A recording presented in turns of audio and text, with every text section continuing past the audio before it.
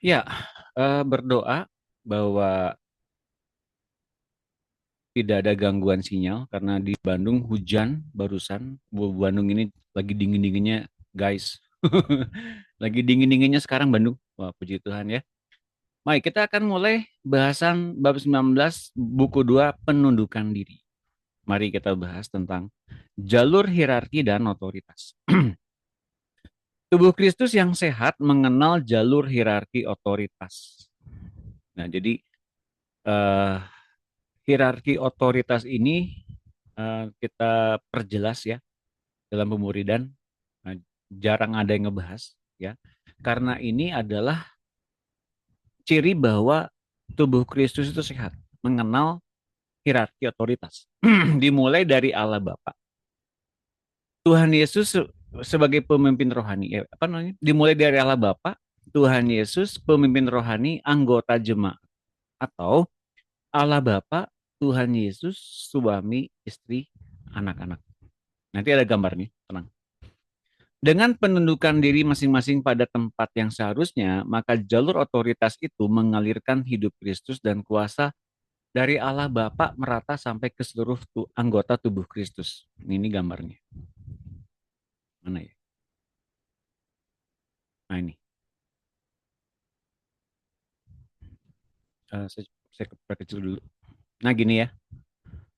Jadi Allah Bapa mengalirkan kuasa atau otoritas kepada Tuhan Yesus. Ini kayaknya kurang jelas ya. Nah gini nih. Boleh. Nah, kecil banget. Ini ya. Allah Bapa kepada Tuhan Yesus, lalu kepada suami. Jadi suami ini adalah mempunyai mandat otoritas dari Tuhan Yesus ya. Atau Allah Bapa kepada Tuhan Yesus, kepada uh, apa? Kepada suami, kepada istri dan kepada anak-anak. Oke. Okay? Nah, kalau di gereja ini gambarnya ada nggak? Gambarnya tidak ada. Berarti kurang lengkap ini. Nah, kalau di gereja uh, penjabarannya adalah seperti ini.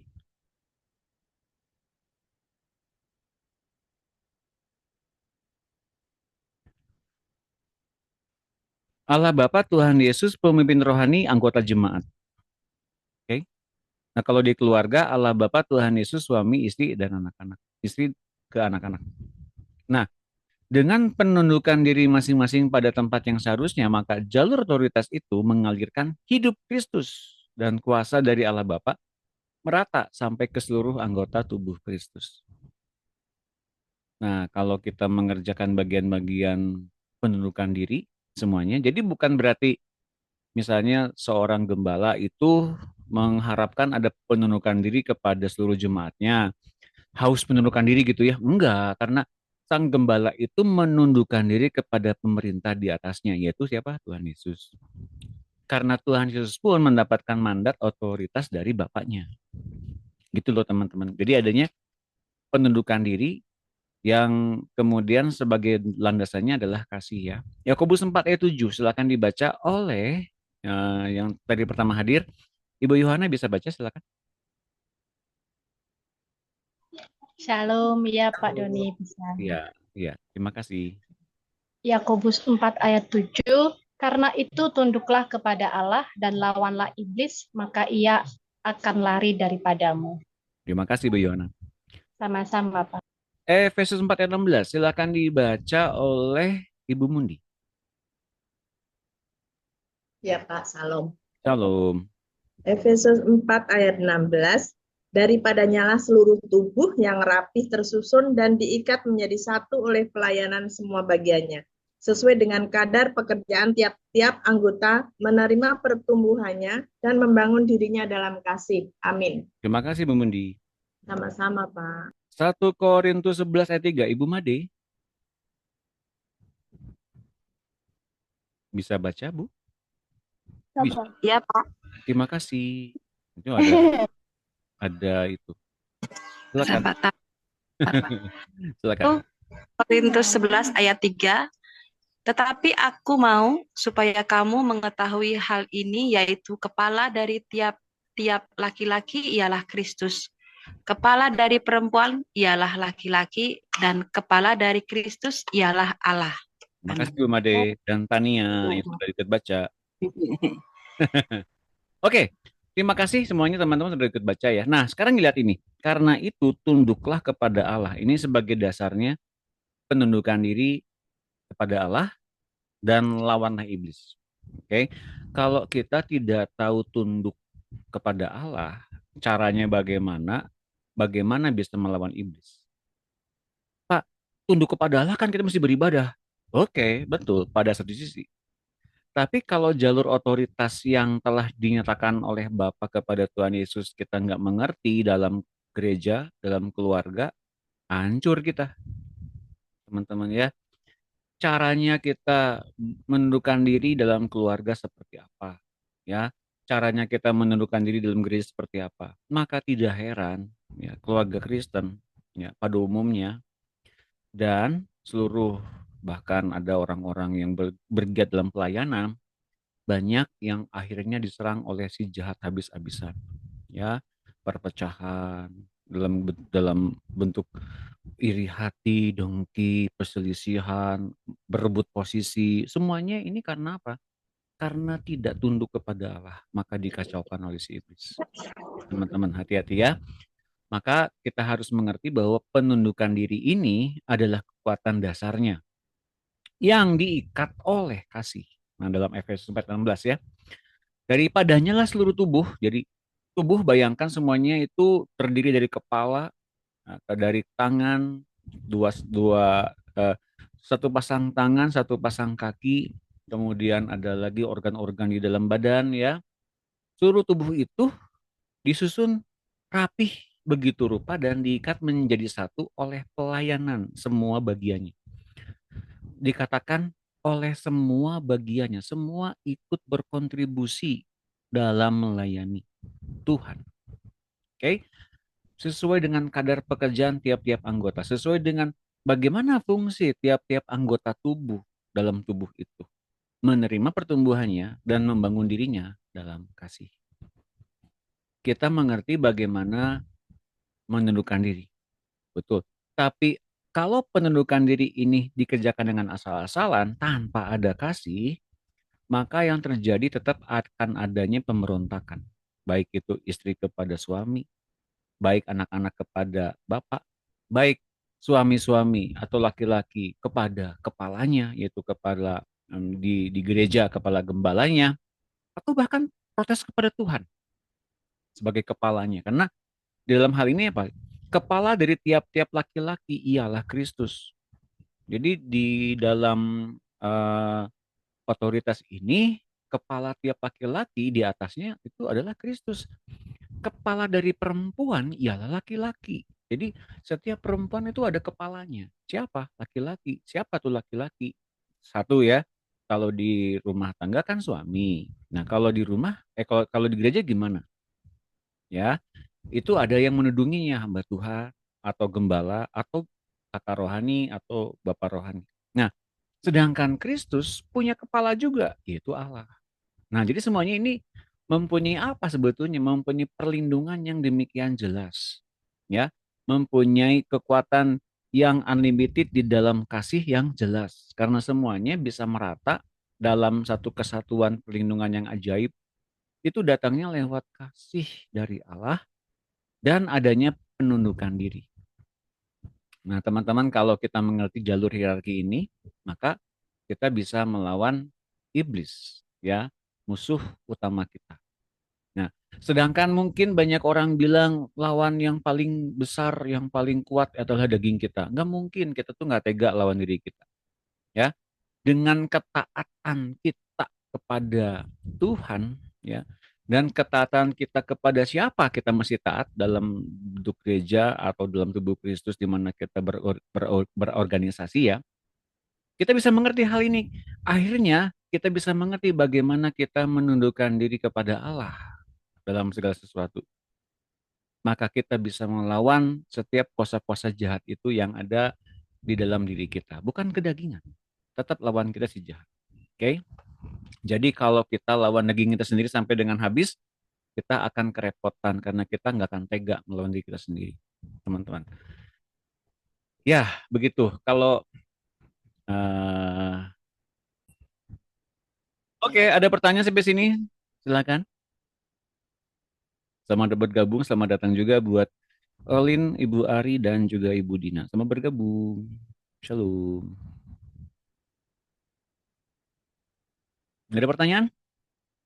Saya lanjutkan. Oh, ada pertanyaan. Oke. Selanjutnya. Nah, sekarang bagaimana menundukkan diri dalam kasih kepada pemimpin rohani? Mari kita baca. Sistem pemuridan yang kita kerjakan sekarang merupakan sistem multi level. Artinya pemurid nantinya kelak akan memuridkan juga. Oke, ya. Jadi setiap pengajar pun dia ikut pemuridan juga sebetulnya, teman-teman. Saya pun ikut pemuridan juga ya kepada pengajar di atas saya. Multi level yang sekarang berkembang dalam sistem pemasaran barang-barang eksklusif, misalnya apa gitu ya, produk-produk multi level marketing. Sebenarnya Tuhan Yesus sendiri yang menciptakannya. Kita bukan membentuk organisasi, tapi keluarga Allah. Di mana unsur hubungan guru dan murid harus tetap ada. Ini penting, harus pelajari. Oke? Saya akan jelaskan ya nanti lebih dalam di mana unsur hubungan guru dan murid harus tetap ada dan kontak pribadi harus ada. That's why saya membutuhkan Ibu Sylvie ini dalam setiap hal atau teman-teman ketua yang lain kalau kita ada konseling ya, agar terjalin hubungan yang hidup. Nah, teman-teman ya, ada transfer hidup Tuhan Yesus dari guru ke murid. Dalam sistem ini, guru harus menanggung kesalahan murid-muridnya. Masa iya sih, Pak? Lah iya. Sedang bila murid-murid berjalan benar dan berbuah lebat, gurunya juga ikut diberkati dan mendapat anugerah dari hasil pelayanan murid. Pak, kalau gitu saya nggak mau jadi guru ah. Itu kita berarti kita lari dari tanggung jawab. Kita lari dari panggilan Tuhan. Oke? Nah, artinya mengapa sering kita adakan doa? Oke? Mengapa saya sering kali membuka komunikasi? Mengapa saya sering kali yuk kita diskusi gitu ya? Karena kemudian kita mesti adanya komunikasi, ada transfer kehidupan. Bukan dari saya kepada teman-teman, bukan. Tapi dari Tuhan kepada kita semua. Karena saya pun murid. Saya pun terlindung oleh Tuhan. Oleh pemimpin yang ada di atas saya. Oleh setiap pemimpin yang ada untuk mendoakan saya juga. Jadi kita semua dalam perlindungan Tuhan yang benar-benar terjamin, asalkan adanya setiap penundukan diri dengan seperti ini. Saya nggak menuntut teman-teman untuk mesti selamat sore Pak, salam Pak, ampun Pak, minta maaf Pak. Saya nggak minta begitu teman-teman. Asal mau diajar seperti saya, mau diajar seperti kepada pemimpin saya saja, seperti begitu teman. Jadi adanya satu bentuk trust, adanya satu bentuk bukan percaya diri, bukan satu bentuk kepercayaan, keyakinan bukan, tapi bentuknya trust. Sebagaimana saya pun menundukkan diri kepada pemerintah di atas saya, teman-teman pun mesti menundukkan diri kepada setiap pemimpin-pemimpin yang ada di atas pimpinan pemimpin untuk memimpin kita semua, teman-teman. Nah, apa yang menjadi patokannya? Adanya transfer hidup, adanya hubungan yang hidup. Nah, saya mau bilang nanti di dalam bentuk pemuridan ini unik ya, dan ini khas, nggak akan bisa didapat dimanapun. Nanti saya akan jelaskan ya. Ibrani 13 ayat 17. Silakan dibaca oleh Ibu Hotnida. Ya Pak. Terima kasih Ibu. Ibrani 13 ayat 17. Taatilah pemimpin-pemimpinmu dan tunduklah kepada mereka sebab dulu Pak. Sebab mereka berjaga-jaga atas jiwamu sebagai orang-orang yang harus bertanggung jawab atasnya. Dengan jalan itu mereka akan melakukannya dengan gembira, bukan dengan keluh kesah, sebab hal itu tidak akan membawa keuntungan bagimu. Amin. Yes. Terima kasih buat Nida. Sama-sama. 1 Timotius 5 ayat 17. Silakan dibaca oleh Ibu Ari.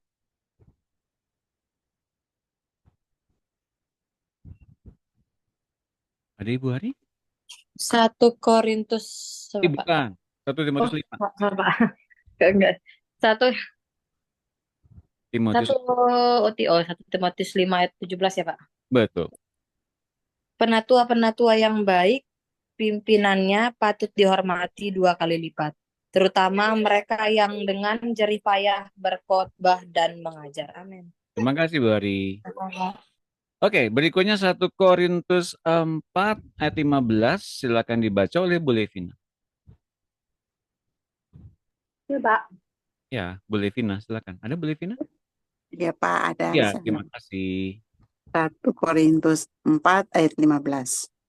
Sebab sekalipun kamu mempunyai beribu-ribu pendidik dalam Kristus, kamu tidak mempunyai banyak bapa. Karena akulah yang dalam Kristus Yesus telah menjadi bapamu oleh Injil yang kuberitakan kepadamu. Amin. Ya, terima kasih Bu Levina. Ya, kita bersyukur ya, kita dipertemukan dulunya lewat Facebook Live. Ya, pertama kali itu breeding atau gen pertamanya itu lewat Facebook Live sebetulnya. Oke. Dulu Facebook Live kita seringkali mengadakannya 1 hari, bahkan ada beberapa kali. Pada zaman COVID itu diperbanyak jam-jamnya. Bahkan ada jam konsultasi, jam berdoa, ada jam doa konseling dan sebagainya ya. Teman-teman di sini sudah bergabung sejak dulu di Facebook. Nah, beruntung bahwa itu semua dipergunakan dan ada penajaman demi penajaman di situ. Ada ada saringan demi saringan di situ, difilter sana sini. Akhirnya kita bertemu lewat Zoom meeting pakai platform Zoom ini. Ya, teman-teman. Sebelum itu masih ingat mungkin teman-teman di Facebook Live itu saya bangun WhatsApp group di tiap-tiap kota. Nah, di Ambon ada, di Papua ada, di Sumatera ada, di Jawa Tengah ada, di Jawa Timur ada, Jawa Barat ada. Saya bagi di beberapa grup. Namun dari semuanya itu banyak yang nggak berjalan. Kenapa nggak berjalan? Karena kemudian adanya beberapa anggota yang kemudian mengundurkan diri, ada yang kemudian tidak cocok dengan pengajarannya, itu nggak apa-apa ya teman-teman, mana-mana juga kita belajar ya. Dan ada saringan demi saringan, siapa yang mau benar-benar belajar, atau siapa yang benar-benar mau mengenal Tuhan lewat pengajaran pemuridan lewat online itu. Dulu masih belum ada FFG ya. Nah baru kemudian di dalam eh, di dalam pertemuan berikutnya kita ada Zoom meeting, maka ini menjadi sarana untuk kita lebih dekat di Zoom meeting ini.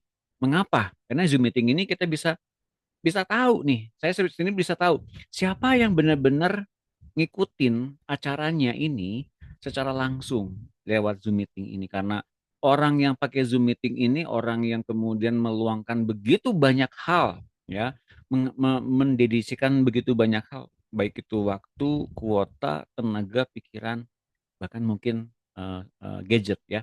Teman-teman, saya mengerti ini. Jadi setiap orang-orang yang ikut di Zoom meeting ini udah berbeda dengan orang-orang yang ikutan di live TikTok, ikutan di live IG, ikutan di live Facebook. Nah, teman-teman, ya. Mengapa kemudian waktu itu Tuhan tuntun kita masuk di grup WhatsApp grup, ya. Kemudian Tuhan tuntun kita di dalam doa konseling, siapa yang mau didoakan. Dan kemudian Tuhan tuntun lewat Zoom meeting.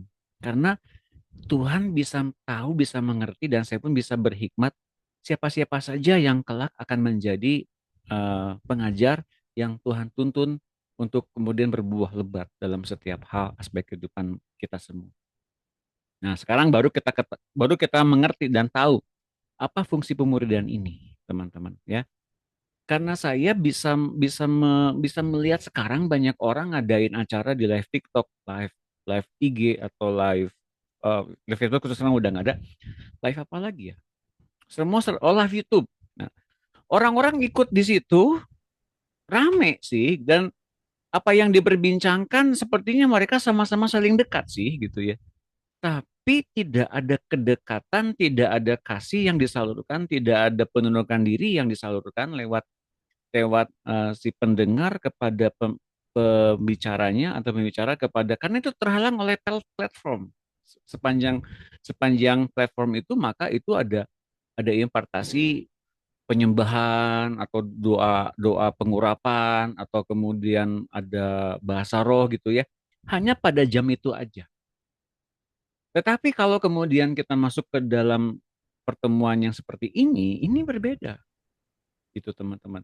Teman-teman punya waktu, teman-teman mendedikasikan waktu, teman-teman berkorban banyak, teman-teman duduk diam mendengarkan dengan serius acara ini, Zoom meeting ini. Dibanding orang yang dengerin TikTok, dengerin live IG, mereka bisa lakukan dengan cara bersamaan dengan kesibukan mereka masing-masing. Bahkan banyak orang iseng, banyak orang yang mengacaukan acara-acara itu. Saya pernah memberikan nasihat kepada seseorang yang ngikutin live TikTok pada satu gembala, ya. Saya nggak usah sebut namanya. Saya udah bilang, usulin kepada gembala kamu di TikTok itu, meskipun di sosial media, tapi nganggap nganggap nganggap hamba Tuhan ini gembalanya, gembala gembala online gitu ya. Saya udah bilang, usulin, bikin grup WhatsApp, bikin platform yang lebih intim, Zoom meeting, jangan di TikTok terus, pasti akan kacau. Bener, sekarang bubar, kacau. Mengapa? Karena kemudian adanya kecemburuan dari seorang pemimpin itu kepada gembalaannya, kepada domba-dombanya gitu ya. Karena domba-dombanya mulai jajan dengan pendeta lain di TikTok yang lain. Disebutin gitu ya, dibully dan kemudian disindir-sindir sama si pendeta ini. Nah, teman-teman, mengapa kemudian punya punya satu kecemburuan si pendeta ini? Karena wajar, dia butuh pengikut secara manusiawi, butuh pendengar secara manusiawi, dan butuh adanya penundukan diri secara manusiawi. Betul ya? Tapi ketika kemudian ditumbuhkannya lewat live TikTok dan sosial medianya hanya sebatas gitu aja, nggak ada bisa penundukan diri, nggak ada pembagian hidup ke dalam pendengar-pendengar ini, nggak ada. Yang ada mungkin hanya bertujuan untuk naikin apa namanya, naikin followers yang banyak dan kemudian mungkin dapat penghargaan dari TikTok. Mungkin hanya sebatas itu. Dan kemudian nggak ada impartasi hidupnya. Nah, sedangkan kalau kemudian kita bisa masuk ke dalam platform Zoom meeting seperti ini kita bisa tahu bagaimana hidup yang dialami oleh teman-teman di sini ya. Teman-teman sering WA saya pun bisa di apa namanya diketahui teman-teman dan teman-teman bisa japri sama saya, bisa konseling sama saya, bisa doa sama-sama. Jadi ada hidup yang mengalir, ada hidup Tuhan yang mengalir di situ. Nah, kalau kemudian teman-teman misalnya belajar sama hamba Tuhan lain, saya nggak ada masalah. Kenapa nggak ada masalah? Karena kemudian Tuhan nanti akan tuntun teman-teman untuk berlindung kembali kepada siapa Tuhan suruh. Karena pernah konseling, pernah berdoa sama siapa gitu loh. Nah kalau yang tadi saya bilang di TikTok itu karena kemudian nggak ada doa konselingnya, nggak ada pembicaraan mengalirkan hidup Kristusnya secara pribadi, makanya kemudian yang munculnya ada iri hati, perselisihan, dan kemudian pertengkaran.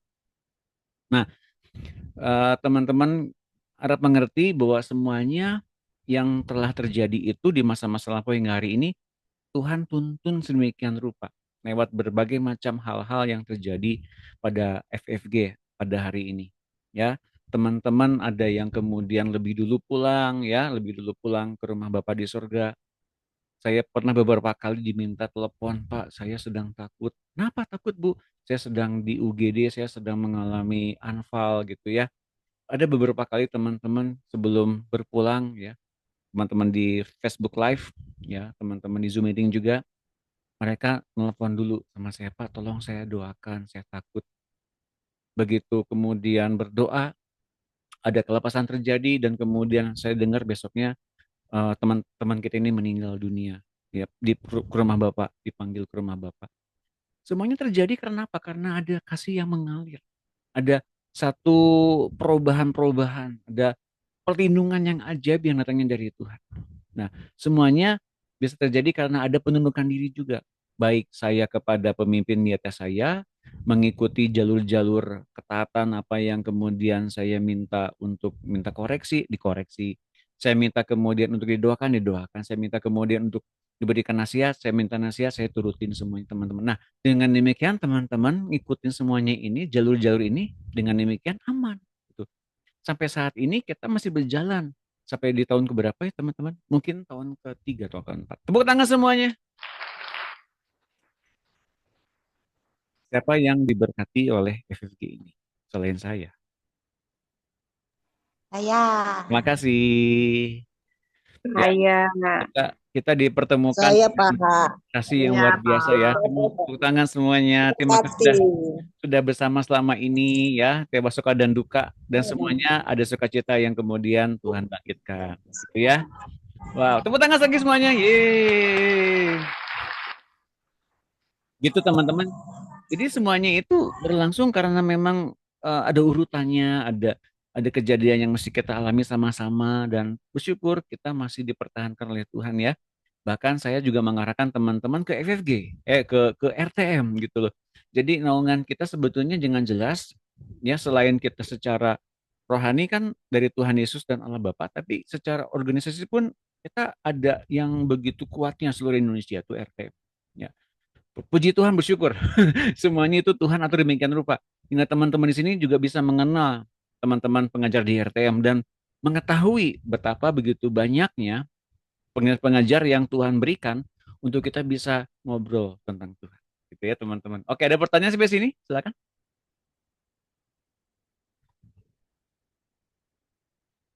Ada pertanyaan sampai sini? Silakan kalau mau bertanya boleh. Nah, terus ya. Saya terusin dulu ya. Oke. Nah, taatilah pemimpin-pemimpinmu, sorry. Nah, dan tunduklah kepada mereka. Jadi, yang disebutkan sebagai pemimpin kita, entah itu kakak rohani, bapak rohani ya, tunduklah kepada mereka dan mesti tunduk. Kenapa mereka mesti kita turutin atau tunduk kepada mereka?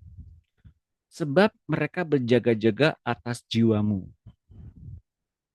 Nah, teman-teman bisa mengerti, enggak semua pemimpin-pemimpin di atas kita ini berjaga-jaga atas jiwa kita. Mengapa? Mungkin mereka melakukan kecerobohan. Mungkin mereka melakukan satu tindakan yang katakanlah membahayakan anak buah di buah mereka atau anak-anak rohani mereka atau adik rohani mereka. Seberapa kita jauh mengenal Tuhan, seberapa kita dekat mengenal Tuhan, seberapa kasih Tuhan mengalir dalam diri orang itu, semakin dekat orang itu dengan Tuhan, bahkan semakin penuh dengan roh Tuhan, orang-orang itu, mereka lebih dan lebih lagi berjaga-jaga atas jiwa-jiwa yang ada di bawah mereka. Nah, ini perhatikan baik-baik teman-teman. Kalau teman-teman sudah dibekali banyak hal, berarti teman-teman udah dekat dengan Tuhan, dan teman-teman ngalamin Tuhan, penuh dengan roh Tuhan, maka teman-teman lihat ke bawah. Siapa yang teman-teman jagai selama ini? Kalau ada satu, dua, berarti teman-teman sudah jadi pemimpin. Teman-teman dijadikan pemimpin oleh Tuhan. Untuk apa? Untuk berjaga-jaga atas jiwa mereka. Maupun satu atau dua, sudah. Itu sudah menjadi pemimpin. Nah, dan sebagai orang yang harus bertanggung jawab atasnya. Jadi, kalau ternyata di bawah kita memang adanya begitu banyak hal yang perlu didoakan, doakan. Di bawah kita itu teman-teman. Kalau teman-teman mendapati teman-teman yang mengalami begitu banyak tantangan, masalah, datang. Hadapi semuanya bersama-sama dengan Tuhan. Buat mereka ngalamin Tuhan. Buat mereka jatuh cinta sama Tuhan terus-menerus. Ya, jangan membagikan pahit hati. Nah, ini yang sering kali terjadi. Saya mau bilang, saya maafkan saya kalau saya kemudian tanpa sadar saya membagikan mungkin keluh kesah saya hingga adanya luka batin yang terimpartasikan kepada teman-teman. Tapi saya mau kita semua bertumbuh dalam setiap kasih karena di dalam semuanya itu kita sama-sama belajar. Saya memang pernah, memang betul-betul pernah kecewa sama Tuhan, tapi Tuhan balikan lagi semuanya dengan luar biasa. Dan saya kesaksian, dalam setiap hal yang membuat saya kemudian banyak begitu pertanyaan sama Tuhan, mengapa Tuhan begini, mengapa Tuhan begitu, tapi cepat kemudian Tuhan ajari saya bahwa Tuhan setia. Saya mau bilang teman-teman kepada teman-teman semua, Tuhan setia. Sebagaimana Tuhan setia sama saya, Tuhan pun setia juga pada teman-teman yang lain.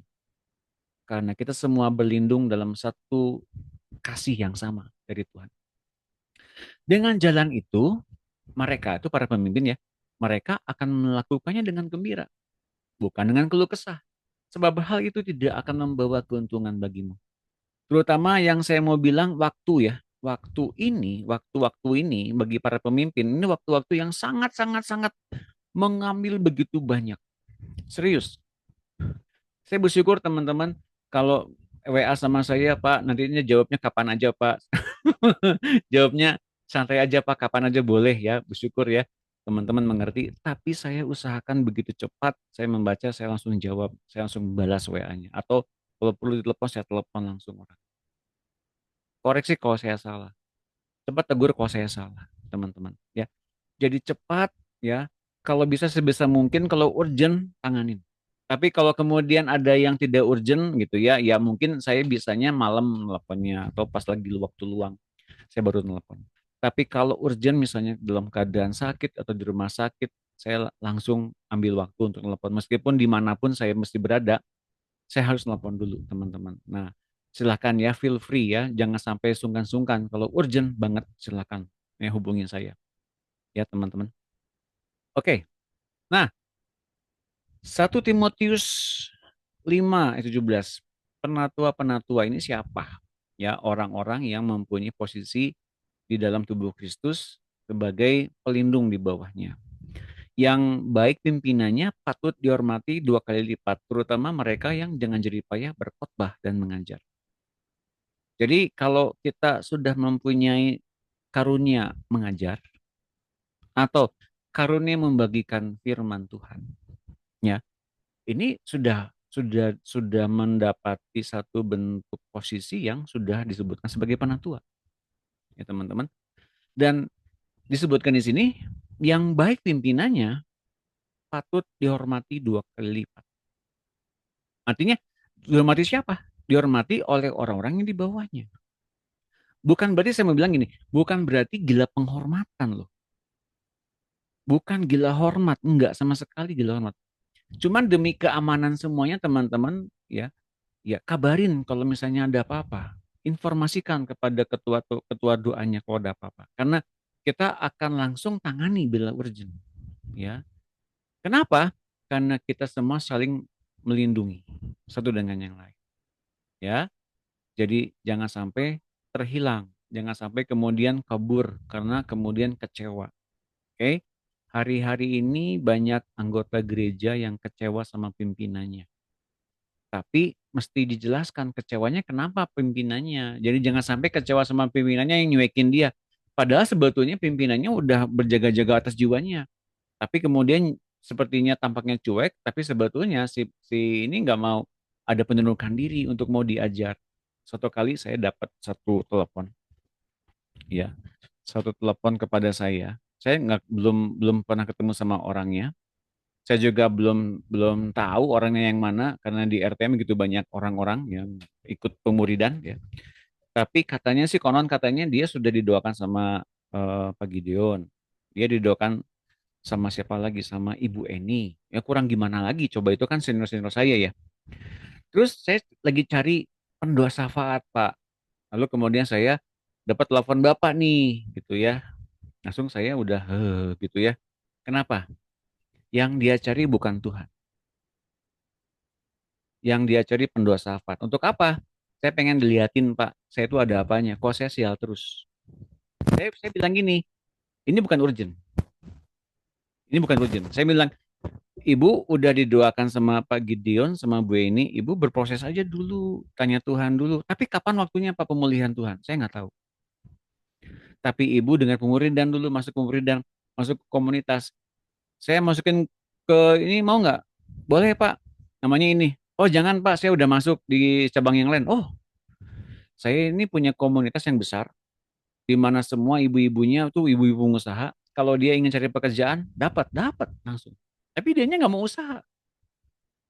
Jadi saya udah tahu nih, satu ini orang udah didoakan sama Mbak Tuhan, tapi masih masih bandel, masih degil.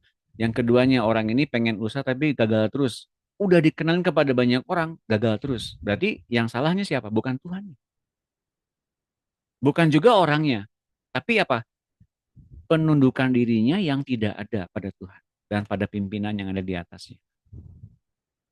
Sekali lagi saya bukan nyalain orangnya, bukan. Tapi yuk mau belajar nggak nundukin diri sama Tuhan? Dan bagaimana pemimpin di atasnya itu mendoakan berjaga-jaga di jiwa dan mau nggak belajar seperti Kristus? Itu aja saran saya. Nah teman-teman di sini bersyukur puji Tuhan kalau dinasehatin mau dengerin. Puji Tuhan semuanya. Tepuk tangan semua. Dan kemudian adanya kesaksian di sana sini teman-teman yang bersaksi, saya mendapati bahwa iya betul. Tuhan tuh kerja dengan luar biasa dan dahsyat ya. Jadi kalau kemudian teman-teman merasakan Tuhannya itu lebih besar ya dibanding apa yang kita doakan selama ini, itu baru ngalamin yang betul. Ya teman ya, teman-temannya. Jadi kita mungkin dibandingkan dengan orang lain kita mungkin belum apa-apa. Dan bukan caranya seperti begitu juga ya. Karena kemudian yang kita hadapi hari-hari ini ketika adanya sukacita ngalami semuanya itu karena Tuhan. Kalau kita tetap mengikuti pemberian meskipun jawaban doa kita belum terjawab kita, tapi kita tetap ikut pemberian, tetap kemudian tetap berdoa, itu Tuhan, itu Roh Kudus yang ngubah hati kita. Karena kitanya mungkin ngulik-ngulik yang pengen kita ingin alami gitu loh. Ini yang salah. Yang kita pengen alami itu justru itu ilusi. Itu keinginan si jahat. Gitu teman-teman. Jadi yuk kita mulai dengan setiap yang baru yang datangnya dari Tuhan. Jangan ngotak-ngatik kemudian apa yang versi kita. Ngotak-ngatik yang kita inginnya seperti gini, seperti itu. Jangan. Itu membuat kita semakin berduka cita terus-menerus karena makin nestapa terus-menerus. Kenapa? Karena doa saya belum terjawab, Pak. Nah, jadi gitu ya teman-teman. Salah pengerti apa yang saya bahas barusan. 1 Korintus 4:15. Sebab sekalipun kamu mempunyai beribu-ribu pendidik dalam Kristus, itu tadi saya bilang, ada di YouTube, ada di TikTok, kita dengar Reels, kita dengar satu menit khotbah, ya. Puji Tuhan saya diberkati Pak hari ini. Ya, itu baguslah gitu ya. Kamu tidak mempunyai banyak bapak. Artinya apa? Ya, mungkin bagi kita bapak rohani beberapa lah, atau ada satu orang mungkin ya, saya nggak tahu juga gitu siapa bapak rohani kita. Karena akulah yang dalam Kristus telah menjadi bapamu oleh Injil yang kuberikan kepadamu, kuberitakan kepadamu. Artinya apa?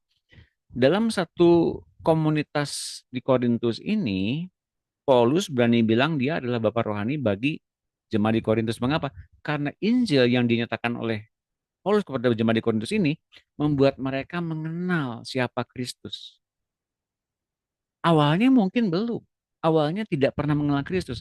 Sekarang oleh karena pemberitaan Injilnya Paulus, karena memang ia dipenuhi oleh kuasa dan roh Tuhan, hingga setiap jemaat di Korintus mengenal ya, mengenal Kristus lewat pemberitaan Paulus. Ini yang kemudian disebutkan sebagai Bapak Rohani. Jelas teman-teman ya? Nah, kalau kemudian mengenal pengajaran yang mendalam, ya, mengenal pengajaran-pengajaran tentang puasa, kita benar, kita bisa mendengar dalam 1 menit khotbah di TikTok kah, di Instagram kah, tapi bukan berarti itu jadi bapak rohani kita, bukan. Jelas ya teman-teman bedanya ya. Oke, space ini ada pertanyaan. Silakan, ada pertanyaan.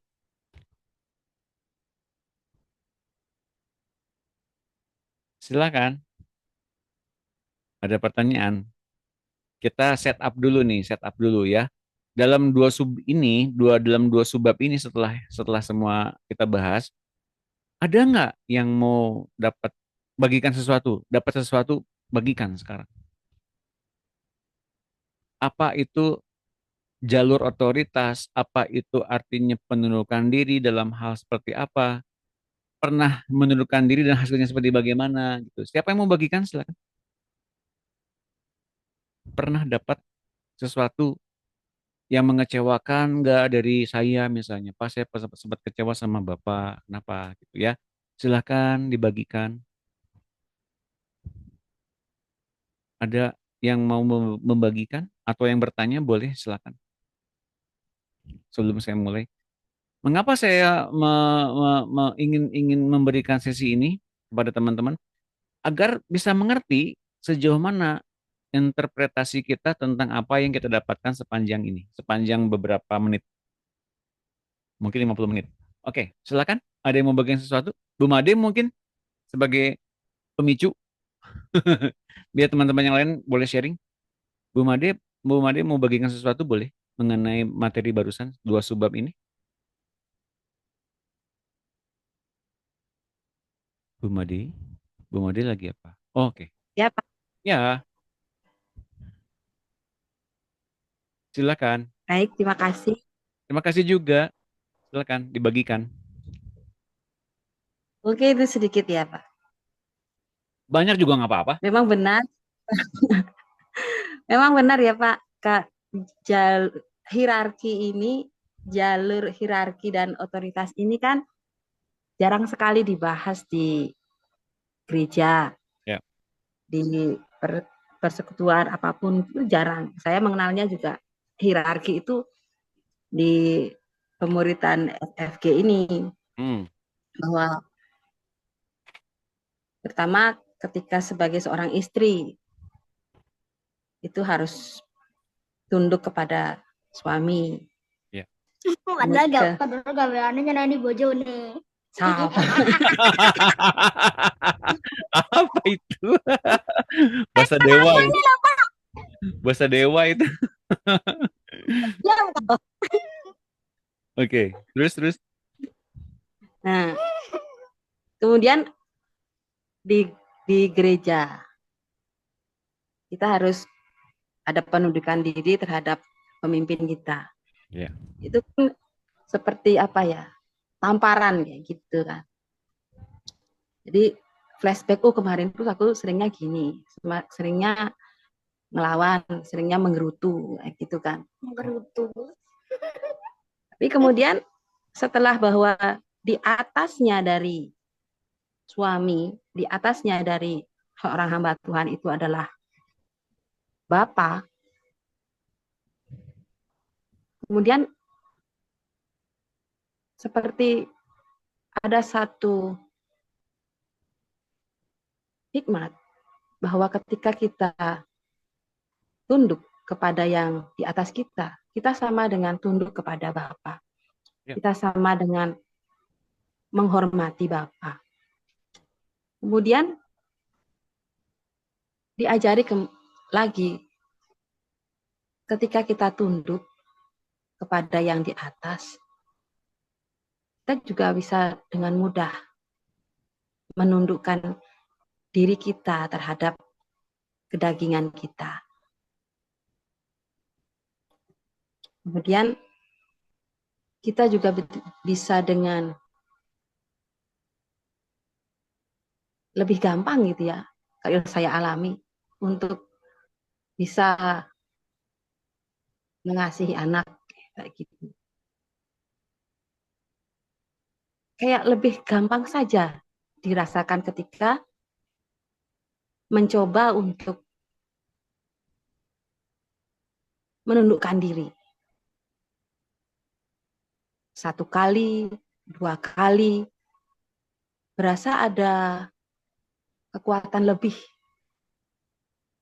Walaupun pertamanya memang sulit sekali, apalagi ketika harus menundukkan diri kepada hal-hal yang mungkin kita merasa kita lebih benar. Ya. Itu sulit dan masih jatuh bangun dijalani seperti itu, terutama di dalam pelayanan gitu kan, Pak. Ya. Tuh. Yang paling sering dialami itu adalah penundukan diri terhadap pimpinan rohani, itu yang sulit, Pak. Itu yang sangat sulit. Tapi ketika kita melihat kepada Bapa, ketika kita juga mempunyai banyak guru tentang Kristus, ya mungkin dari HP, terutama di pemuridan ini, yang dulu Bapak sering berkata waktu di Facebook itu kan, bahwa jangan sekali-sekali meninggalkan gereja kita. Ada suaranya? Yes. Jangan sekali-sekali kita meninggalkan gereja kita. Yang dulu? Karena kecewa terhadap pelayanan. Halo? Tes. Suara saya dengar? Suara Bu Made kok nggak ada? Suara Bapak? Ada Pak, bagus Pak suaranya. Suara Bu Made bagus. Halo Pak Doni. Berarti Pak Doni sinyalnya nih kurang. Ya, mungkin. Tes. Halo. Tes. Bu Made. Halo Mbak. Kedengeran kan Oh, suaranya? Bandungnya. Dengar, Pak? Yang lain teman-teman gimana? Dengar. Bagus Pak, bagus. Oh, bentar. Saya yang nggak kedengeran ya? Oh, iya. Suara Pak Doni. Tes yang lain gimana? Kedengeran suaranya Bu Made? Atau saya aja? Dengar, Pak. Ada suara. Bapak Adi siapa? Wait. Bentar, saya benerin dulu suara saya.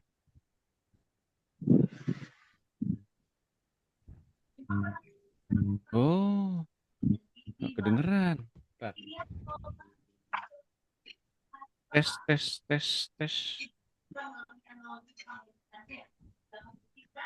Nah, sekarang kedengeran. Oke. Silakan. Halo. Nah, ya. Dengar Pak? Ya, sekarang kedengeran. Tadi kecopot. Ya. Ya. Saya ulangi lagi. Dulu Bapak kan pernah berbicara ya waktu di zaman-zaman dulu, zaman-zaman FB Dinosaurus. itu kan. Hah? Iya. Zaman apa? Zaman batu. Jangan batu enggak tuh. Zaman Nah, live, itu live Facebook. Bapak pernah berkata bahwa ya bahwa jangan sekali-sekali kita meninggalkan gereja kita. Yep. Karena kita kecewa terhadap pemimpin rohani, karena kita kecewa terhadap teman pelayanan. Yep. Dan kita harus belajar menundukkan diri, dan kita harus belajar untuk menjadi change agent. Change agent apa, Bu? Itu Ya kan? agen sunlight. Hah? Sunlight, Mama. Nah, itu yang membuat saya kemudian sadar bahwa tidak ada yang kebetulan jika kita diletakkan di suatu gereja, entah itu pemimpinnya itu mengecewakan atau gimana, tetapi ketika kita melihat kepada Bapa, ketika kita membiarkan ada hal-hal lain yang firman-firmannya yang menguatkan kita, justru ini akan menjadi satu pendewasaan, menjadi satu bekal di dalam kita, boleh menjadi change agent di dalam gereja kita. Itu yang dulu Bapak sampaikan tentang penundukan diri yang sangat berat itu memang. Yeah. Karena gempuran kecewa, dan harus tetap menjadi saluran kasih itu kan berat. Yeah. Karena itu yang saya alami bersama dengan Ibu Itun, Pak. Itu. Oh, okay. Tapi sejauh ini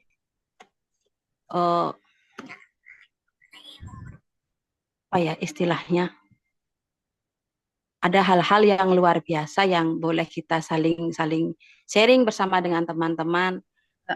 Tidak lagi istilahnya gini, ketika ada satu hal, kami sama-sama pelayan Tuhan gitu kan Pak, ada hal-hal yang mereka mungkin tidak melakukan penundukan diri karena kecewa gitu. Nah, kita yang merangkul, mungkin kita sama-sama dulu berkeluh kesah sama-sama, kemudian kayaknya kita, oh iya ya gini, tapi kemudian kayaknya tadi salah deh kayak gini nih, kayaknya Tapi Tuhannya pasti nggak suka dengan kita. Yuk kita tundukkan diri, yuk kita menghormati dia sebagai hamba Tuhan, yuk kita, bukankah kita punya gembala yang sejati? Yuk mari kita ubah tindakan kita, yuk kita doakan aja Iya. Bapak hamba kita. Nah itu yang terus apa namanya Pak? Ini kan masalah pendudukan ini sudah dua kali ini kayaknya saya dengar kan. Dulu waktu di FB itu juga.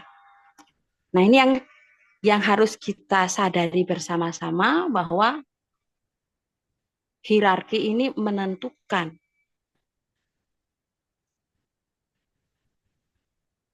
kehidupan kita, menentukan apa yang sudah berubah di dalam kehidupan kita ketika kita mengikut Tuhan.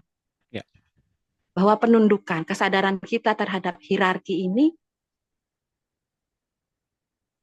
akan menjadi satu wadah besar bagi Tuhan untuk menyalurkan kasih-Nya. Ya. Karena saya merasa ketika ada ketundukan diri terhadap hal yang di atas, saya juga bisa dengan yakin melepaskan berkat kepada apa yang ada di bawah saya. Ya. Anak-anak saya, Pak. Betul. Itu yang boleh saya sampaikan, Pak. Terima kasih. Terima kasih. Tepuk tangan buat Mama Ade. Yeay. Ya, selain kasih yang disalurkan juga tentang otoritas ya. Jadi kita kan menundukkan diri nih. Penundukan diri memunculkan power dan otoritas. Kuasanya ngalir, otoritas anak Allahnya ngalir. Gitu. Jadi kalau kita sekarang mengerti hal ini sebetulnya untuk apa sih kita nundukin diri kan gitu ya? Munculnya kekuatan ilahi Kristus. Otoritas anak Allah lewat hidupnya Kristus alias kepenuhan Kristus terjadi karena adanya apa? Menundukkan diri. Gitu teman-teman. Jadi kalau misalnya kita mau mengerti mengapa sih kita mesti nundukin diri kepada pemimpin di atas kita, orangnya juga nggak benar gitu. Lihat Tuhannya. Kata Bu Made, lihat Bapak kita. Lihat Allah Bapa yang ada menaungi kita lewat hamba Tuhan ini. Oke? Kalau kita mengerti hal ini, tetap taat meskipun kemudian kita bisa melihat, wah saya nggak bisa melihat teladan yang baik gitu ya. Tapi Tuhan melihat bagaimana kita penundukan diri kepada siapa yang mesti kita lakukan itu, maka adanya otoritas kuasanya mengalir dalam diri kita, teman-teman. Ya, jadi bukan karena kemudian kita mesti sangkali diri saja, bukan berarti kita nanggalin kesombongan kita saja, tapi terlebih adanya otoritas dan kasih Tuhan yang mengalir karena adanya penundukan diri itu. Tepuk tangan semuanya. Terima kasih, Bu Made. Oke, ada lagi mau bagikan sesuatu? Boleh, silakan. Dikit, Pak. Boleh. Banyak juga nggak apa-apa. Dikit-dikit baik. Silakan. Tentang hal penundukan diri ini ya. Iya. Saya alami waktu kemarin ibu mertua saya meninggal. Saya sudah berusaha sebaik mungkin untuk melayani keluarga dari ibu mertua, ayah, adik-adik, kakak. Ketika saya sudah melakukan itu semua, ada satu masalah, yaitu suami saya. Begitu marah dia. Kan seharian capek saya ngurusin ini gitu, Bapak. Tapi suami saya itu nggak merasa nggak puas kayak gitu. Seperti dalam hubungan suami istri, saya menolak, dia marah, marahnya diam, nggak bicara apa-apa, cuma diem gitu. Saya tahu dia marah. Terus dalam hati saya bernyanyi, berdoa, seperti ada pengertian gini. Ayo, layani dia. Kasihi dia. Maafkan dia. ayo hampiri dia. Hmm. Itu seperti ada pengertian gitu Pak dalam hati saya. Itu juga saya melihat Tuhan. Tuhan datang untuk melayani. Iya. Apalagi saya terus langsung teringat Tuhan. Gitu. Oh iya, terima kasih Roh Kudus. Saya bilang gitu. Terima kasih. Engkau sudah mengingatkan aku dan aku mau belajar tunduk dan taat untuk melakukan untuk melayani keluarga. Saya minta maaf. Saya datangi suami, saya layani dia, saya kasihi, udah suasana udah menjadi damai, sukacita kembali. Saya benar-benar mengucap syukur sama Tuhan. Dengan ketundukan diri, itu membuat kita tuh semakin merasakan kedamaian, merasakan sukacita di dalam keluarga. Itu Pak yang saya alami sehari minggu-minggu ini semeninggalnya ibu mertua. Terima kasih Pak. Terima kasih Bu Itun, saksiannya Tuhan berkati. Tepuk tangan buat Bu Itun. Jadi pelayanan itu melihat Tuhan yang melayani kita, maka kita bisa melayani. Terima kasih Bu Itun. Oke, ada yang mau lagi membagikan sesuatu boleh? Tadi Bu Dina mau bicara kah? Silakan. Halo, selamat malam Bapak. Oh iya, ini suaminya Bu Dina. Iya. Selamat malam, salam kenal. Selamat malam. Salam kenal Pak. Iya. Iya. Ya. Mana ngidupkan apanya ini, kameranya ini? Ada videonya dipencet Pak. Ada di sebelah kiri. Nah. Halo, selamat malam. Halo. Ya. Shalom. Shalom, selamat malam. Iya. Saya tidak mengerti dengan apa pembahasan yang ini Pak. Cuman saya mau bertanya ini Pak. Boleh.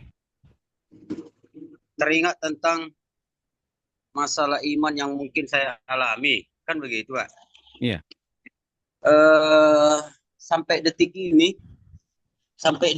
saya beriman dengan apa yang saya lihat. Artinya ketika saya lihat pengembalaan saya itu gimana ya? Kalau Firman mengatakan jangan lihat orangnya, jangan lihat ininya, jangan ini yang kita lihat Tuhan, Firman. Sementara dalam benak saya ini kalau saya lihat gembala itu lari dari jalur, saya merasa saya merasa tidak nyaman dengan apa yang dilakukan oleh gembala tersebut gitu Pak kan. Yeah. Jangankan gembala lah, cuman baik itu jemaah dalam tanda kutip yang sudah melayani begitu kan. Karena saya gini Pak, kalau boleh saya cerita, tapi sebelumnya saya perkenalkan dulu, saya ini Silalahi, istri dari suami dari Ibu Dina. Iya. Jadi saya lanjut. Saya ini kan kalau bisa dibilang mulai dari SMP saya sudah melayani. Baik itu paling intinya saya melayani di dalam bagian bidang musik. Begitu kan. Cuman dari awal saya kenal pelayanan dalam tanda kutip di gereja, saya jatuh bangun dengan cara iman yang memang seperti itu Pak. Artinya ketika gembala yang kita lihat itu jadi batu sandungan buat kita atau tidak bisa sesuai dengan apa yang kita harapkan, begitulah kalau boleh dibilang Pak kan gitu. Iya. Iman saya itu sangat jauh. Artinya Allah yang berjabatan pendeta yang berbahasa lidah, bahkan berbahasa roh, sikaralaba, tetapi melakukan yang tidak ini begitu kan. Jadi saya di situ yang sampai saat ini, karena begini Pak, ketika saya pernah jatuh di dalam dosa dalam tanda kutip, tidak melayani lagi, tidak melayani. Dan di suatu ketika ada seorang gembala di suatu tempat, mungkin dia mengetahui apa saya sejarah saya, bahwasanya saya sudah bisa melayani eh, musik seperti itu kan Pak. Ya. Jadi saya diminta untuk coba layani gitu kan, coba layani. Saya bilang begini, saya belum layak untuk, karena gini, ketika saya sudah berdiri di mimbar, saya masih melakukan yang eh, apa namanya, yang belum diapakan Tuhan, yang tidak berkenan kepada Tuhan, saya tidak merasa layak gitu Pak. Nah, di waktu itu karena saya sudah jauh dari Tuhan, bahwasanya saya itu merokok, saya itu apa namanya, peminum gitu kan. Jadi ketika gembala itu minta coba lah melayani itu, kebetulan memang pemain musiknya tidak ada gitu Pak kan. Iya. Jadi saya bilang, saya ini masih perokok, saya ini masih peminum, saya bilang. Jadi saya belum layak untuk masuk, untuk naik ke mimbar gitu. Jadi cobalah, nanti lambat laun nanti kamu tinggalkan sendiri. Itulah gembala itu bilang sendiri kepada saya. Nanti kamu tinggalkan sendiri. Jadi ketika saya ambil keputusan untuk mau melayani lagi, saya ambil sendiri memang bahwasanya ya oke lah, saya tinggalkan rokok itu. Jadi merasa sendiri. Jangan saya jadi batu sandungan buat orang lain begitu Pak. Iya. Itulah prinsip saya waktu dulu. Jangan ketika istilahnya saya sudah melayani di atas mimbar nih, tapi saya melakukan yang tidak sesuai dengan firman Tuhan. Bahkan yang dilihat oleh jemaat maupun orang lain kan gitu, jadi batu sandungan. Jadi saya pun berprinsip seperti itu Pak. Ketika saya saat ini ya saya alami kan. Jadi gembala saya saat ini kebetulan perempuan. Perempuan gembala saya ini, saya sebenarnya nggak permasalahkan perempuan atau laki-laki sih. Cuman kalau bisa sih sebenarnya memang laki-laki kan gitu pengembalaan. Cuman dalam arti kata untuk saat ini yang saya alami adalah istilahnya, maaf katanya, Ibu Gembala ini mengeluarkan kalimat-kalimat yang tidak senonoh gitu. Kalau misalnya kita berbicara tentang yang tidak senonoh itu di luar, di duniawi mungkin masuk akal, masih bisa diterima lah begitu kan. Maaf katanya seperti ini Pak. Kita berbicara di sini, di room ini, di Zoom ini, saya mengatakan yang tidak senonoh kan menjadi apanya ini kan begitu. Jadi sebegitu juga di waktu dia berfirman, dia mengatakan kalimat-kalimat yang mungkin kotor lah begitu, kalimat-kalimat kotor begitu kan, yang nggak bisa kita terima dengan akal begitu kan. Jadi saya merasa jatuh gitu, saya merasa jatuh, udahlah nggak benar ini. Kadang-kadang saya gini, udahlah, apa dulu lah, rehat dulu lah untuk melayani dulu. Kadang-kadang saya gitu Pak. Jadi itu yang saya alami saat ini.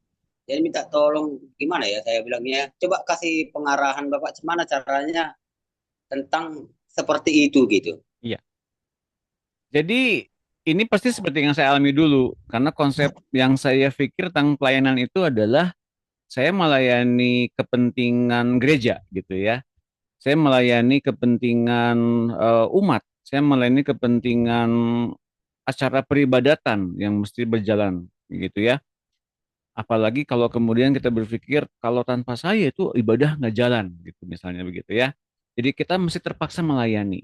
Nah, tapi sebetulnya sejak dahulu dinyatakan harusnya, saya pun baru sadar beberapa puluh tahun lalu gitu ya. Ketika pelayanan itu kita lakukan, sebetulnya kita sedang melayani Tuhan. Kita sedang melayani Tuhan tanpa melihat orang yang kemudian kita bekerja sama dengan siapa di dalam semuanya itu. Kita mesti melihat pendetanya siapa, kita gembalanya lihat siapa gitu ya. Karena kalau kita melihat pendetanya siapa, orang-orang yang kita layaninya belum sefaham dengan kita, satu roh dengan kita akan menemukan berbagai macam ganjalan-ganjalan. ini tidak nyaman, itu tidak nyaman, tidak mengenakan dan tidak ngeroh gitu misalnya begitu. Atau tidak sesuai dengan iman kita gitu ya. Lupa bahwa kita tuh sedang melayani Tuhan dalam kepentingan Tuhan atas gereja yang kita berjemaat di dalamnya. Nah, konsep yang ini mesti kita harus sadari betul-betul. Kita sedang melihat Tuhannya. Tapi kan Pak, gembala kan itu penting betul untuk kita teladani. Tapi ingat, teladan kepada gembala itu memang kan sang peneladan di atas kita ya. Tapi gembala pun adalah manusia rohani yang sedang bertumbuh, ya, yang mungkin bisa ada kesalahan di situ, tapi kesalahan itu yang membuat kita semakin mengerti. Ini kesalahan yang sebetulnya wajar bagi siapapun, gitu loh. Wajar bagi siapapun, dalam arti gini, wajar kalau kemudian dia berbuat satu hal kesalahan. Kan kita semua manusia pasti berbuat kesalahan juga. Tapi karena posisinya ini penting dan rawan gitu loh dalam pemimpin yang mesti kita lihat keteladanannya, maka kemudian kita bisa berargumen. Kok gitu sih gitu ya? Kok gembala kok gitu sih? Kok nggak sesuai dengan apa yang firman Tuhan katakan? Nah, kita lihat konteksnya. Pada saat dia sedang melakukan tugas sebagai penggembalaan bagaimana? Tentu ada satu doa yang kemudian dia atau doa berkat atau dia memberikan satu bentuk kasih kepada jemaat-jemaatnya. Tapi ketika dia kepleset sebagai seorang manusia yang tanpa salah, kan nggak mungkin ya. Tanpa celah kan nggak mungkin ya. Pasti ada berbuat kesalahan pasti. Tapi karena kita melihat sebagai pemimpin, sebagai gembala, pasti itu suatu hal yang besar. Dan kemudian kita jadinya luka. Luka sama siapa? Dan kemudian kita nggak melayani. Ya rugi siapa? Tuhan. Karena kehilangan pengerja. Jadi kita lihat konsepnya bahwa yang sedang kita layani itu bukan pendetanya, bukan orang-orang yang sedang beribadah, tapi Tuhan. Gitu loh, teman-teman semua di sini ya. Wajar kalau semua jemaat pernah ngalamin luka sama pendetanya. Saya juga pernah ngalamin. Tapi ketika saya memandang pendeta saya, gembala saya sebagai seseorang yang baru bertumbuh, sama seperti saya juga, saya mengerti. Dan saya ampuni. Kemudian kalau ada komunikasi saling mengampuni lebih bagus. Kenapa? Karena kita semua sedang bertumbuh dalam Tuhan. Sama-sama bertumbuh dalam Tuhan. Penting adanya satu kerendahan hatian, kelemah lembutan sama seperti Kristus, kemudian memberikan teladan. Bagaimana kemudian setelah ini yang kita lakukan memberikan teladan kepada siapa yang di bawah kita. Misalnya kalau saya sendiri di keluarga adik istri saya nih sebagai seseorang yang meneladani saya sebagai kepala, sebagai suami. Kalau istri kemudian melihat saya sebagai seseorang yang bandel, yang udah deh nggak usah ke gereja deh gitu ya, gak usah pelayanan deh, di rumah aja nonton TV, atau secara rohani gini, kita kan bisa bikin ibadah sendiri, udah nggak usah ke gereja. Nah, istri diam-diam mempunyai pemberontakan juga. Kepada siapa? Kepada Tuhan. Kenapa? Karena sebetulnya dalam semuanya itu Tuhan yang kepalanya. Teman-teman begitu ya. Tanpa kita sadar, kita sedang memberontak dari Tuhan. Dan istri kita, orang yang kita kasih, dibuat oleh kita jadi pemberontak juga. Nah, ini yang sering saya alami ketika saya kemudian mengalami begitu banyak hal-hal yang tidak menyenangkan di gereja, hal-hal yang membuat saya kok gitu sih gitu ya, kok rasanya nggak logis gitu, rasanya tuh nggak benar gitu loh. Saya diskusikan dengan istri saya, dan dia arahkan kepada saya, arahannya gini, kita lihat Tuhannya saja. Orang bisa saja berbuat kesalahan dan kita mesti ngampunin. Semua pernah berbuat kesalahan. Kita lihat Tuhannya saja. Nah, di situ kita bisa mengerti kita sedang sama-sama bertumbuh. Bertumbuhnya ke arah mana? Ke arah Kristus. Bukan ke arah pendeta, bukan ke arah gembala, bukan ke arah siapa di atas kita, tapi ke arah Kristus. Jadi kalau kita ninggalin semua perbuatan-perbuatan kita yang lama karena kita mengasihi Tuhan, bukan karena kemudian ada organisasi yang mesti kita taatin, mesti kita turutin. Jadi nggak boleh nonton TV dulu. Kalau saya dulu ya nggak boleh nonton TV, nggak boleh ke bioskop, nggak boleh pokoknya kalau Jumat Sabtu mesti puasa dulu gitu ya. Kalau nggak puasa berarti nggak boleh pelayanan gitu. Bukan karena kita melakukannya maka kita boleh pelayanan, bukan. Bentuknya adalah bagaimana kita sudah mengasihi Tuhan atau belum. Dengan setiap ketaatan yang kemudian kita uh, buktikan kepada Tuhan, ya, orang-orang juga pasti menghormati Tuhan dalam diri kita. Gitu Pak Syalahi. Mudah-mudahan bisa menangkap apa yang saya bagikan. Maaf Pak, boleh saya ngomong Pak? Boleh, silakan. Berarti artinya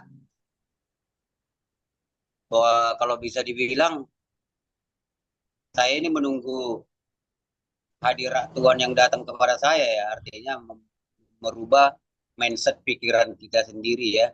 Oh, sebentar, sebelum saya lebih jauh. Tanpa Bapak bilang begitu, Tuhan tuh dalam keluarga nih, dalam keluarga Tuhan tuh sudah ada di atas kepalanya Bapak. Jadi tanpa Bapak mengejar itu tuh Tuhan udah ada sebagai bentuk bahwa Bapak sudah punya istri, punya anak tuh perlindungan ada dalam keluarga Bapak. Sudah ada. Dia sudah punya kasih untuk Bapak, dia juga mengasihi istri Bapak, mengasihi anak-anak Bapak, dan ada perlindungan karena Tuhan memang ada dalam keluarga Bapak. Gitu loh. Nah, ini bisa kemudian diperdalam oleh Bapak dalam hal apa? Dalam hal kemudian mengerti kasih seperti apa yang Tuhan tunjukkan kepada Bapak seperti apa. Kemudian apa yang bisa Bapak lakukan bagi istri Bapak dan anak-anak Bapak serta kehidupan Bapak. Gitu. Jadi bukan berarti kita menambah kuasa atau menambah kasih Tuhan kepada Bapak, bukan. Tapi mengerti apa yang Tuhan mau, yang telah Tuhan berikan. Fasilitas apa yang Tuhan berikan kepada Bapak selama ini. Nah, ini yang lebih dalam nih sekarang. Gitu loh. Tapi Pak, saya belum melakukan yang terbaik. Semua kita belum melakukan yang terbaik untuk Tuhan. Tapi ingat bahwa dalam Roma 5:17 Tuhan telah mengasihi kita bahkan ketika kita masih berdosa. Dengan perbuatan kita yang kemudian seperti malaikat ya, berbuat kebaikan, seorang penginjil, baca Alkitab tiap hari, berdoa tiap hari, apakah Tuhan makin suka? Bukan Tuhan makin suka karena kita baca Alkitab tiap hari, bukan. Tuhan mengasihi kita karena ada perubahan-perubahan yang mendasar bahwa ternyata semakin kita mengasihi Tuhan, dia akan mempercayakan lebih banyak kepada kita. Apa bentuk kepercayaannya? Banyak, Pak. Baik itu secara rohani maupun secara jasmani. Gitu, Pak. Bisa dimengerti nggak, Pak? Pak, bisa dimengerti, Pak. Ya. Mudah-mudahan apa yang kita sharingkan saat sore hari ini menjelang malam ini menjadi jadi obat buat hati saya juga, menjadi pemikiran-pemikiran yang daripada Tuhan datang kepada saya. Baik. Terima kasih, Pak. Oke, terima kasih banyak, Pak ya. Saya mau berdoa buat Bapak boleh, Pak? Gimana, Pak? Saya mau berdoa buat Bapak boleh? Boleh, Pak, boleh, Pak. Yuk kita doa ya, teman-teman dukung doa ya buat Pak Syalahi ya. Yuk kita doa sama-sama. Bapak Surgawi, bersyukur atas setiap kasih perlindungan yang ajaib pada keluarga ini. Bapak terima kasih Pak Syalahi sekarang boleh mendapatkan kasih-Mu, boleh mendapatkan otoritas-Mu, boleh mendapatkan perlindungan-Mu yang ajaib. Engkau lindungi dia, Engkau Tuhan Yesus yang ada di atas kepalanya, menudungi dia, melindungi dia, menyembuhkan ginjal-ginjal, semua sakit penyakitnya, kelemahan tubuhnya, segala macam apapun yang tidak berkenan di hatinya. Tuhan, Engkau mengganti hati lamanya dengan hati-Mu Tuhan. Dan setiap firman yang Kau sampaikan, setiap hal yang baik yang telah ditetapkan bagi setiap kehidupan Pak Syalahi ini, mari Roh Kudus Engkau yang hidupkan, Engkau yang gelorakan, Engkau yang menyalakan kembali setiap sakit penyakit kelemahan tubuh di dalam ginjalnya lenyap keluar dalam nama Tuhan Yesus. Dan diberkatilah setiap apapun yang sedang dikerjakan oleh kedua tangannya, oleh kehidupannya, semua perlindungan Tuhan yang ajaib berlaku atas istrinya dan anak-anaknya. Di dalam nama Tuhan Yesus biarlah apapun yang telah Tuhan percayakan kepadanya tumbuh kembali. Apapun yang telah Tuhan percayakan kepadanya semakin meluas, mendalam, dan melebar bagi kerajaan Allah yang dia bangun bersama-sama dengan Tuhan Yesus. Mari Roh Kudus, bangun hamba-Mu ini dengan luar biasa, dan biarlah Engkau senantiasa berkata-kata, membuat hatinya kembali betul-betul penuh dengan gairah dalam melayani Tuhan. Dalam nama Tuhan Yesus kami bersyukur, haleluya. Amin. Terima kasih, Pak. Terima kasih, Pak Syalahi, selamat sehat selalu. Tuhan berkati. Wow, terima kasih Pak Selahi. Ada lagi yang mau bertanya? Boleh, silakan. Ada lagi? Ada yang mau bagikan sesuatu? Bagikan sesuatu boleh? Tidak ada? Satu lagi ya, satu sub lagi dan kita habiskan. Yuk.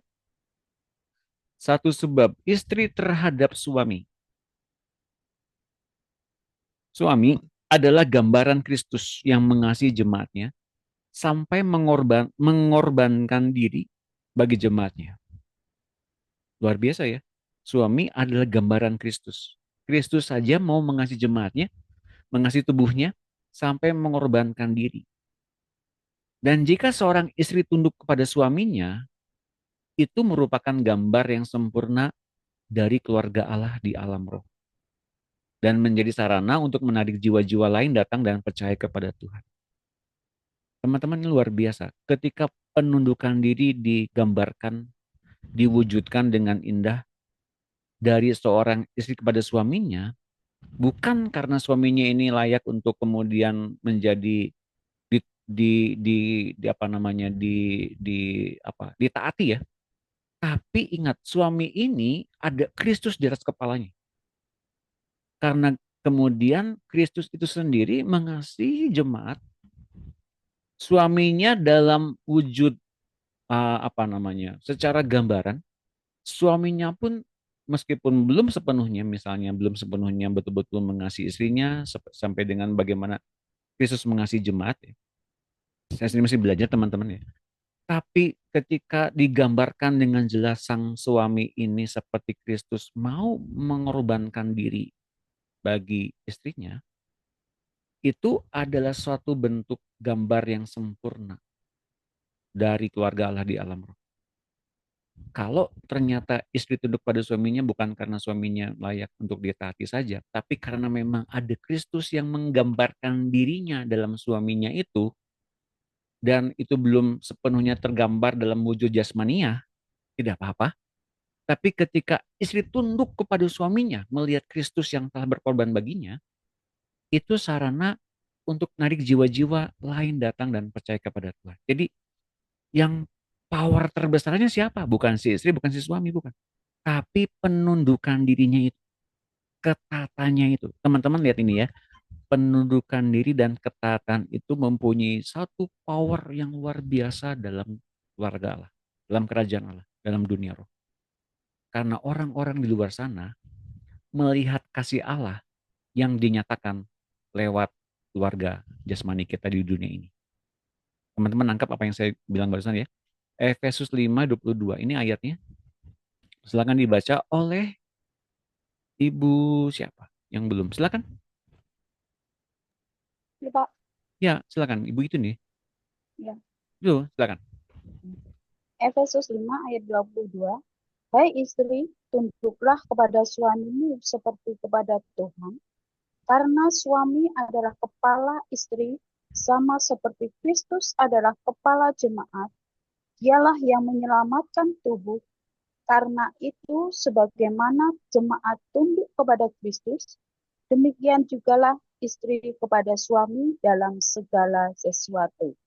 Ya, terima kasih Bu Itun. Ya, Pak. Jadi secara profetik, seorang istri yang tunduk pada suami bukan karena kemudian melihat suaminya yang sudah begitu luar biasa dalam Tuhan, maka kemudian layak ditaati, bukan.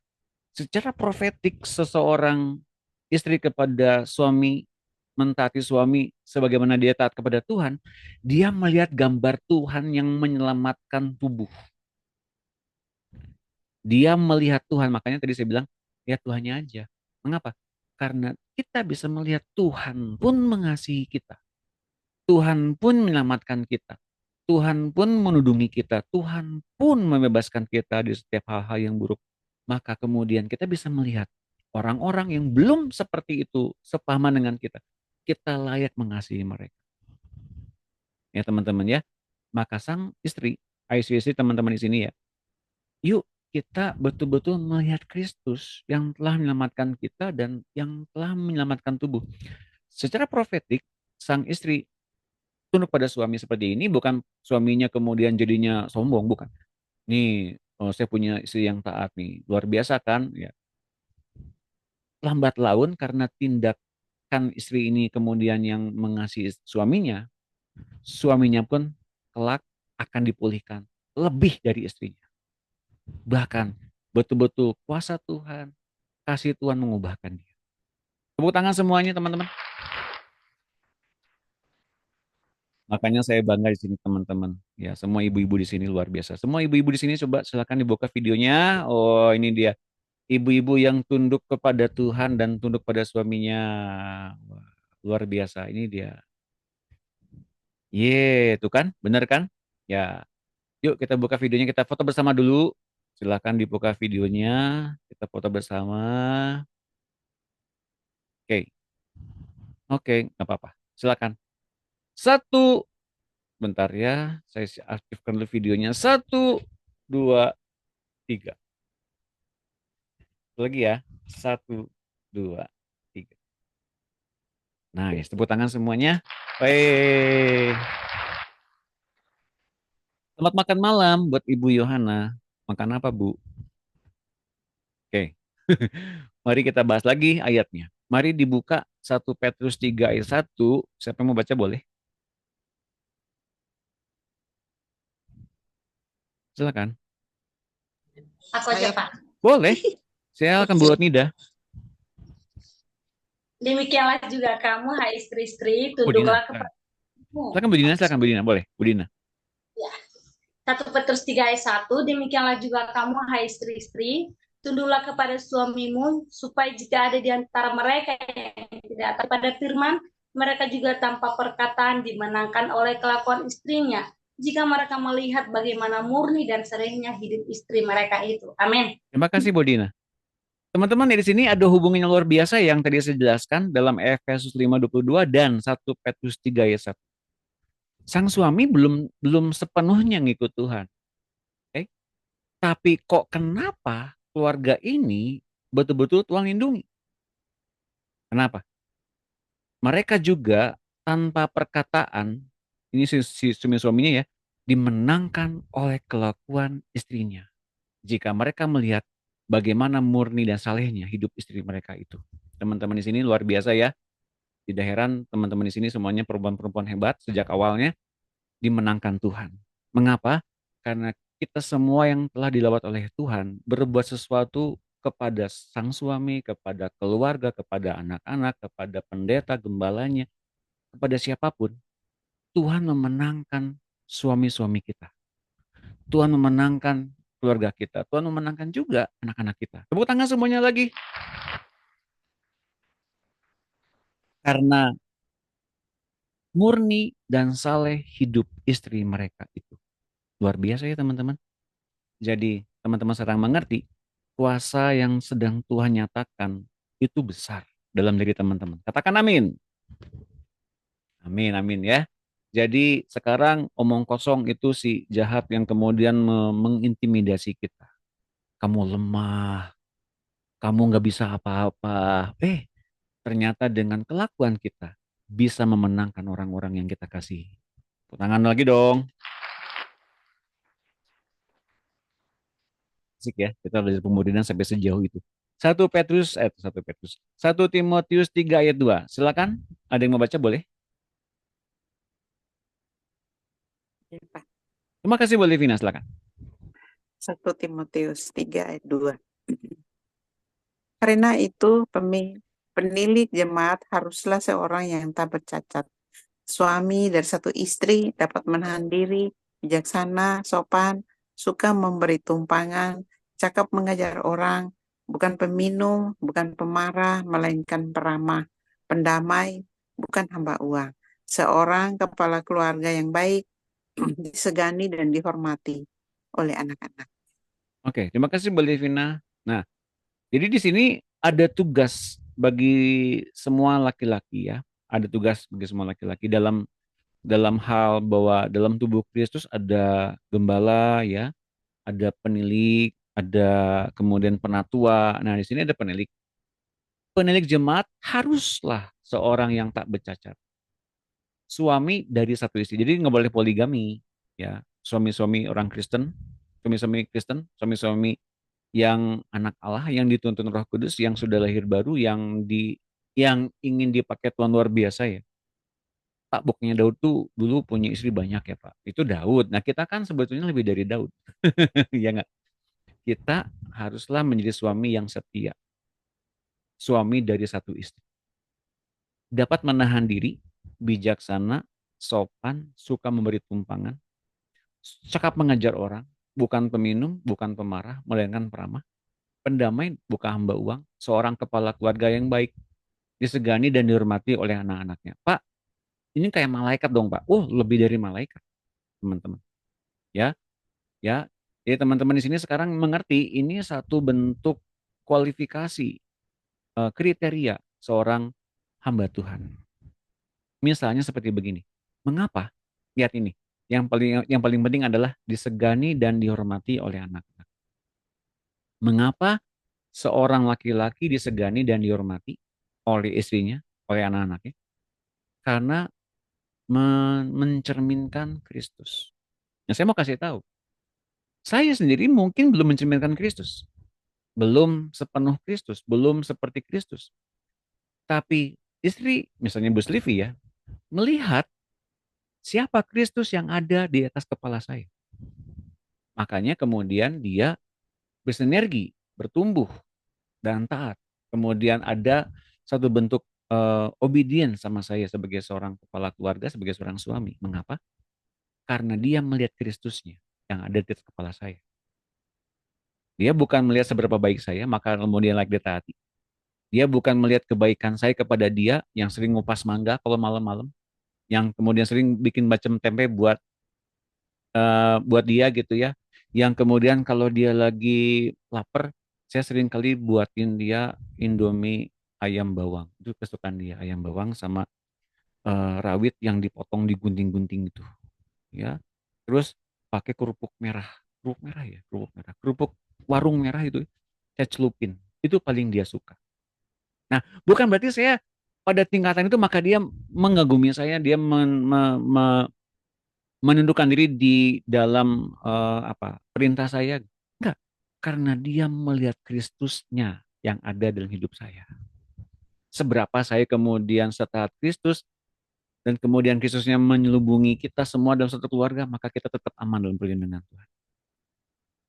Tapi teman-teman kan suatu kali memang nantinya mungkin saya akan mengecewakan dia. Mungkin saya akan membuat dia sedih. Tapi enggak berarti dia kemudian kehilangan respect sama saya, bukan. Karena tetap yang dia lihat tuh Kristusnya. Nah, ketika saya melihat adanya kasih yang dipancarkan oleh Ibu Sylvie kepada saya kalau nggak digerakkan Tuhan, berarti saya penuh dengan kuasa si jahat tuh. Artinya kalau saya melihat kasih itu, kami sedang sama-sama dilawat oleh Tuhan. Dalam situasi kondisi yang berbeda, tapi kasih yang sama. Nah, ketika saya kemudian dilawat oleh Tuhan, apa yang terjadi?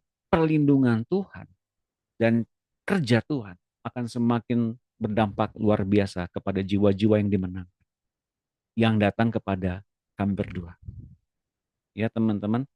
Dan kalau kemudian itu didatangkan oleh Tuhan, mengapa? Karena di mana Tuhan ditinggikan, di situ dia akan narik jiwa-jiwa datang. Mengapa narik jiwa-jiwa datang? Karena Tuhan melihat ada kasih yang terpancar.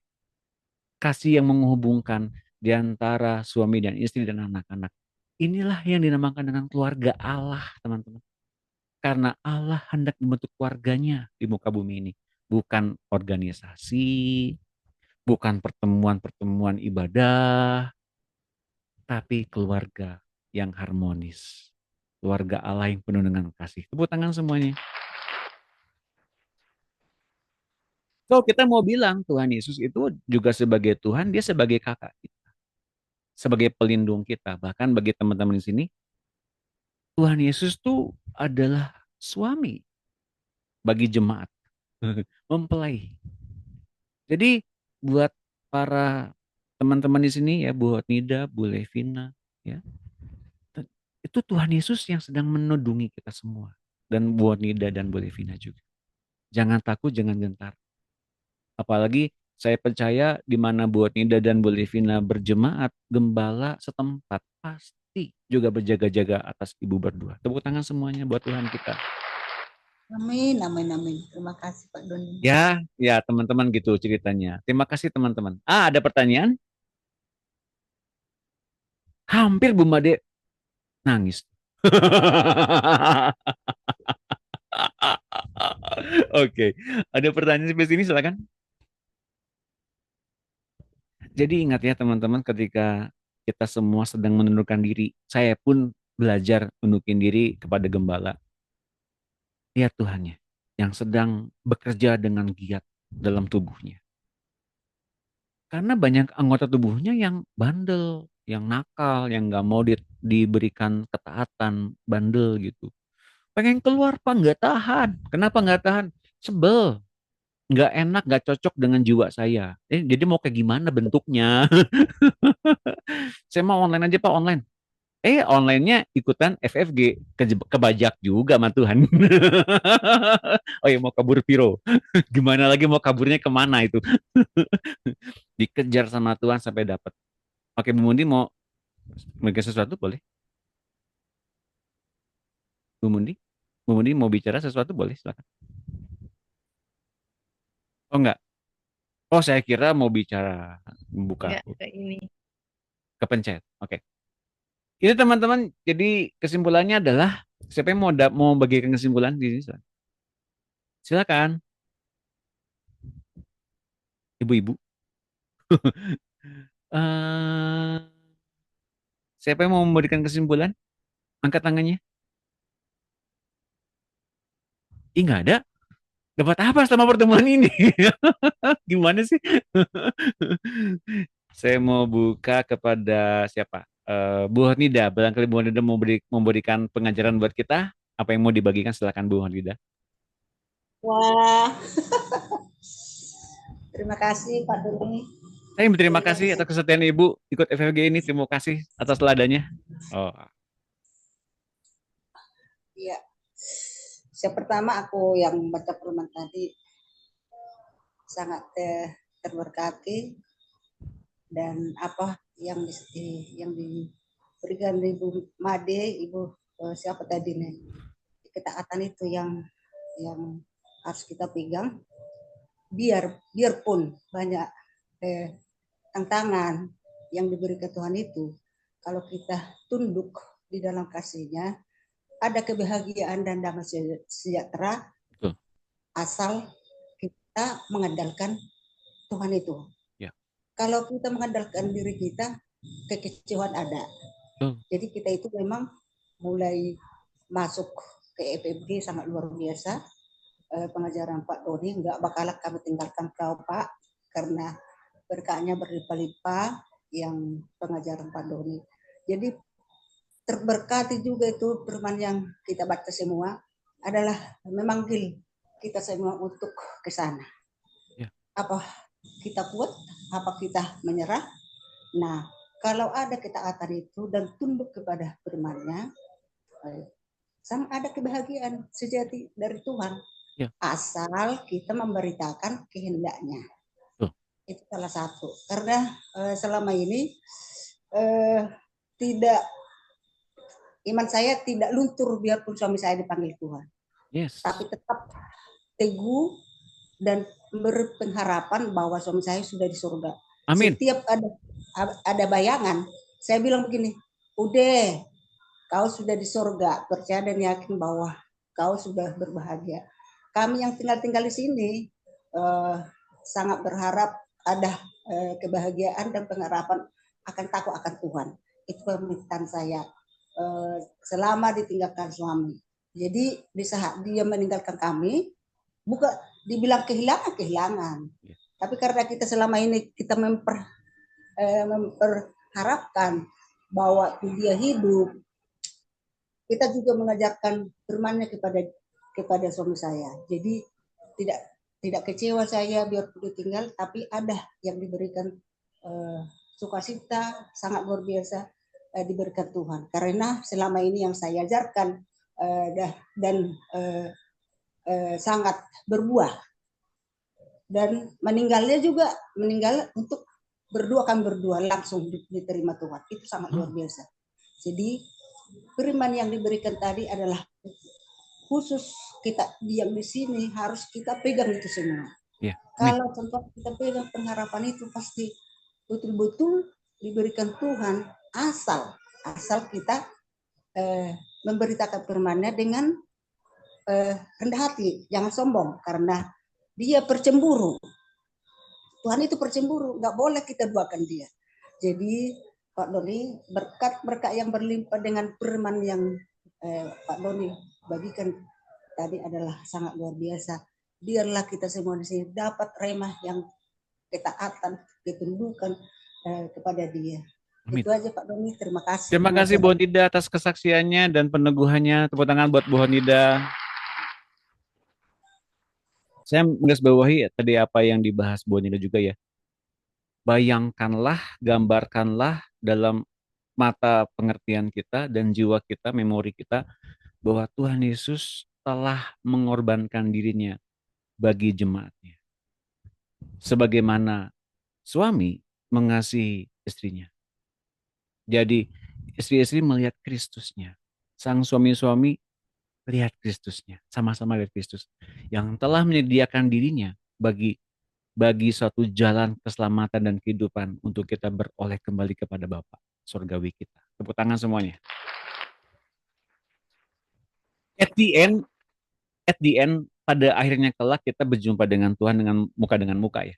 Jadi nggak samar-samar, muka dengan muka. Sebagaimana kita dapatkan waktu di minggu yang lampau, kita dapat memori yang baik di dunia ini. Gimana laporan dari bumi? Waduh Tuhan, makasih.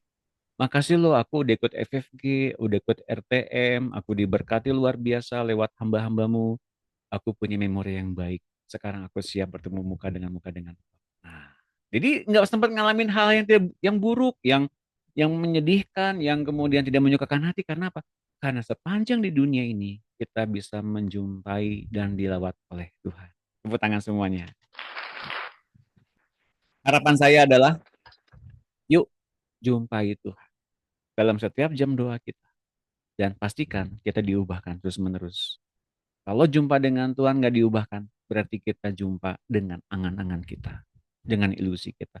Tapi kalau jumpa dengan Tuhan, pasti ada yang diubahkan. Dan kita mengalami damai sejahtera. Seperti apa yang tadi Bu Dinda bilang.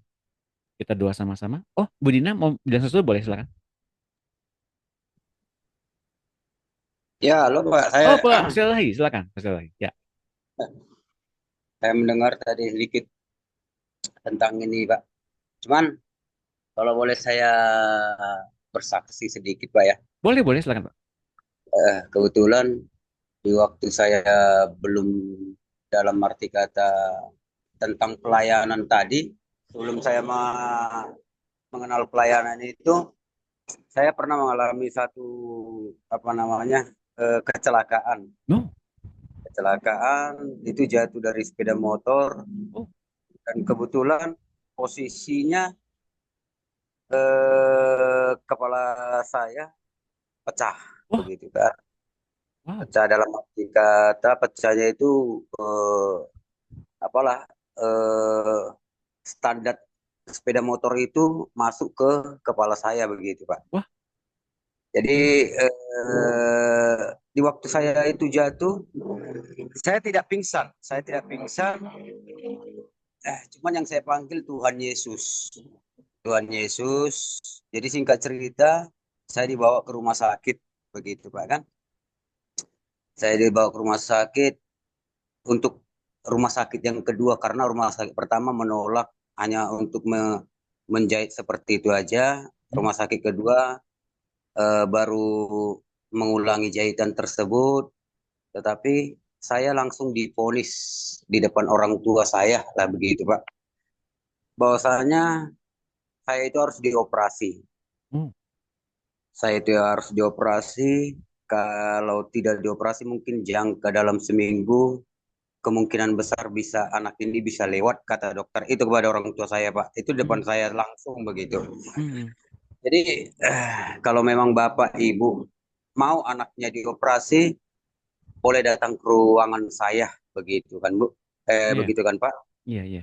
Jadi orang tua saya, yaitu mama saya, datang ke ruangan dokter itu, bahwasanya di situ saya mengetahui Pak, bahwasanya kalau dioperasi, apabila mengizinkan untuk dioperasi, harapannya bisa berhasil. Tetapi kalau tidak berhasil, tidak ada tuntutan buat dokter dan rumah sakit tersebut, begitu Bu.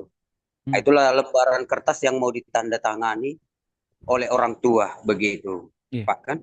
iya.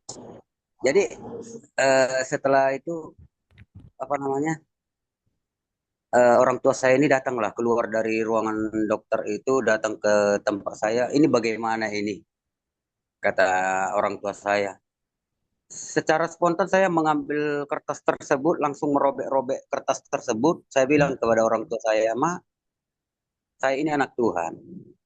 Saya ini anak Tuhan. Kalau memang Tuhan panggil saya, mungkin di waktu kecelakaan itu saya sudah meninggal, saya bilang. Tetapi jikalau memang orang-orang mama mungkin mengizinkan saya dioperasi, beri waktu saya 3 hari, saya bilang begitu. Dengan iman saya sih saya berkata, Pak, Iya. 3 hari, dalam jangka 3 hari, kalau memang saya tidak sembuh total, tak masalah, izinkan saya dioperasi, saya bilang. Iya. Hari pertama saya begitu berdoa, bernyanyi. Hari kedua begitu juga berdoa, bernyanyi. Hari ketiga saya kurang, tapi perasaan saya bukan bermimpi. Perasaan saya bukan bermimpi, saya melihat langsung datangnya Tuhan Yesus itu kepada saya.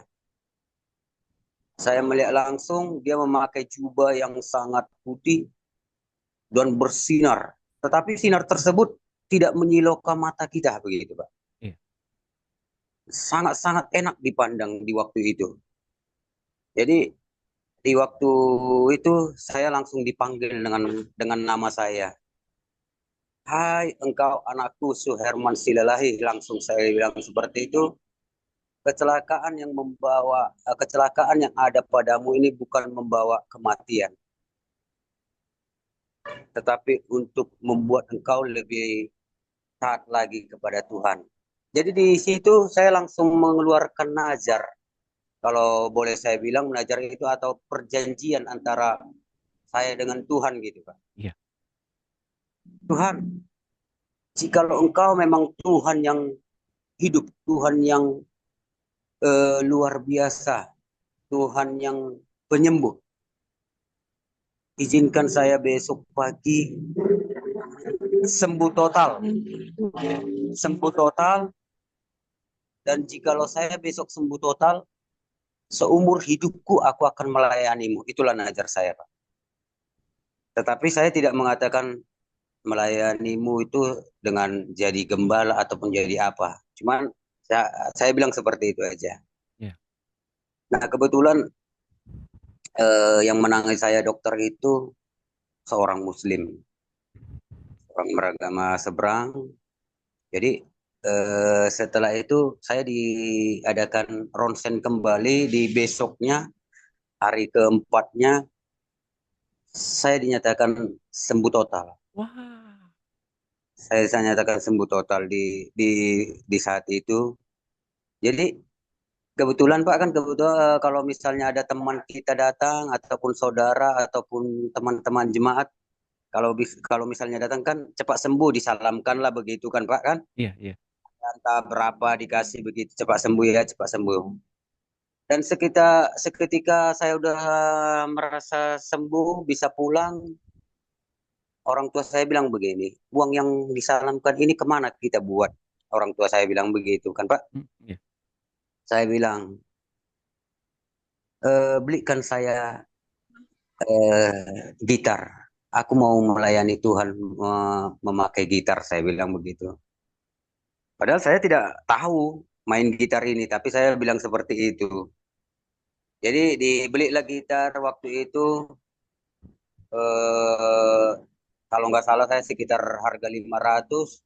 Saya letakkan di gereja, bermain gitar orang yang mengetahui, saya lihat secara saya lihat seperti itu, saya bisa dapatkan, bisa main gitar, begitulah Pak. Wow. Nah jadi kalau di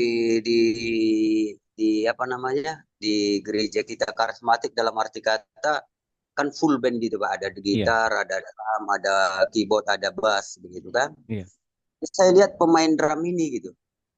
Jadi waktu itu saya pernah mengalami berbicara sama seperti kayak orang tua kita. Tuhan, aku mau melayani Engkau melalui drum. Tolong ajari saya begitu. Saya lihat pemain drum, saya lihat pemain drum dalam jangka seminggu saya bisa melayani melalui drum. Oh, Jadi saya lihat main bass, Tuhan, saya pengen mau melayani Engkau dengan melalui gitar bass. Saya dalam seminggu saya juga bisa melayani dengan gitar bass, tapi sebatas saya aja, Pak. Sebatas saya aja. Begitu juga dengan keyboard. Ya, seperti itulah dalam jangka seminggu saya bisa dapat melayani dengan keyboard sampai saat ini. Jadi ya mungkin kalau gitar bass, drum, keyboard, mungkin saya bisa pakai. Memang itulah mungkin talenta yang Tuhan beri kepada saya, Pak, begitu kan. Jadi sebenarnya mulai dari awal itu, ya itulah kembali seperti yang saya bilang tadi, tetap bahwasanya ketika saya jatuh iman itu bukan karena orang luar begitu, Pak. iya. Tapi ya itulah mungkin ya seperti yang dibilang Bapak tadi, ya mungkin mungkin kita melayani dengan apa yang kita lihat, dengan apa yang kita layani begitu kan. Tetapi ya mungkin saat ini itu yang saya alami, bahwasanya saya jatuh iman itu bukan karena orang luar. Kebanyakan gara-gara baik itu gembala, baik itu anak gembala, itu yang membuat saya jatuh bangun iman saya sampai saat ini. Sampai saat ini. Karena ya itu tadi lah, artinya mungkin belum datang kepribadian Tuhan untuk menerangi hati saya begitu kan. Seperti dalam apa namanya, untuk memberi seperti yang ibu apa tadi bilang, bahwasanya Tuhan itu pencemburu ketika ini kita mengadakan apa namanya, pemikiran kita dengan yang lain di waktu pelayanan, dia sangat cemburu begitu kan. Tetapi saya juga gini Pak, kalau saya melayani itu tidak dapat merasakan hadirat Tuhan, sangat-sangat sayang saya rasa untuk bergereja, bahkan untuk melayani begitu Pak. Sangat-sangat, karena saya pernah melayani dalam bermain musik itu drum. Saya merasa bukan saya yang memukul drum itu gitu. Saya merasa Tuhan ikut mengajari saya untuk memukul gitu begitu drum itu gitu Pak. Jadi saya udah merasakan sebenarnya hadirat Tuhan itu. Jadi makanya kalau dalam hati saya, kalau saya melayani Tuhan itu tidak merasakan hadirat, sangat-sangat tidak merasa bahagia tersendiri gitu Pak. Nah, seperti itu Pak. Jadi ya mungkin itulah kesaksian saya Pak, untuk buat saudara-saudara seiman saat ini, ya bisa untuk membangun iman kita masing-masing begitu Pak. Demikian Amin. Pak. Terima kasih Pak Silalahi. Tepuk tangan buat Pak Silalahi.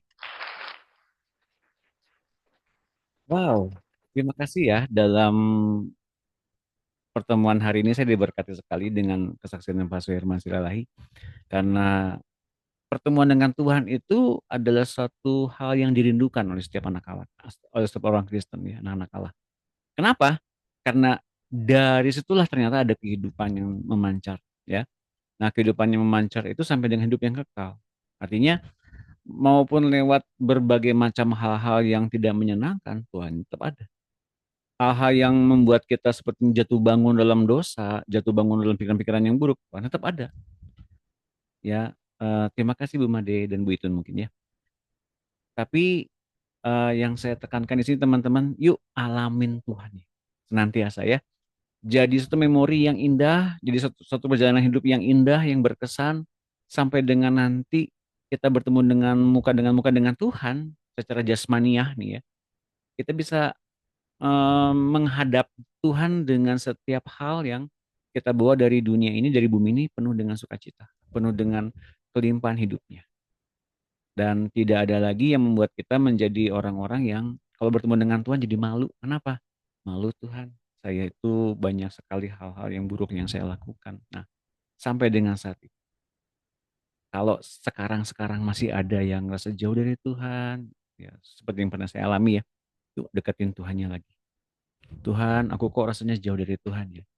Tapi iman aku tuh bilang engkau nggak jauh Tuhan. Maka silakan Tuhan kau jamah hatiku agar aku mempunyai satu kedekatan yang indah dengan Engkau. Karena aku tahu bahwa Engkau memang untuk aku juga.